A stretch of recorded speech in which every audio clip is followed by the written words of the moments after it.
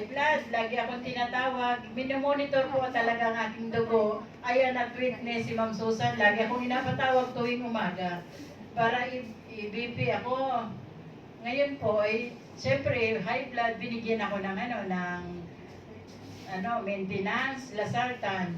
Pero parang hindi pa rin po masyadong nababa ang aking dugo. Kaya binigyan pa rin ako ng amlodipine. 2 na. Isa sa umaga, isa sa gabi. Buti na lamang po. At ngayon ay may nag-invite sa akin dito na isang angel. Nakita ko po ang dadak na talagang napakaganda ng mangyayari sa akin sa pag-inom ko ng Serpentina coffee po. Ito po ang aking iniinom ngayon. Sinasama ko sa aking maintenance. Nung mga ilang araw na, parang konti na lang ang dugo ko. Parang bumaba na. Nasa boundary na lang. Ngayon, parang binawasan ko po yung isang maintenance na yung sa gabi, inilis ko na po yun, at ang pinalit ko na lang yung kape. Talagang kape lang ng kape. Pero kahit ako nagkakape sa gabi, talaga naman pong napakaganda pa rin ang aking tulog. Yun lang po ang napakaganda. At ito na po, sa pag-inom ko ng Serpentina coffee, magandang resulta sa akin. Ngayon, sinamahan ko pa kayo siya ng Serpentina capsule. Pinagsama ko na silang dalawa.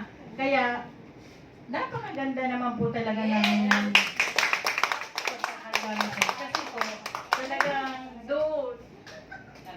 kagandahan talaga na nangyari sa akin. Ngayon, ang aking dugo po talaga ay normal na lang. Hindi lang normal at parang naging dugo na yata ito ng teenager. Kaya pa ako, 120/80. Wow!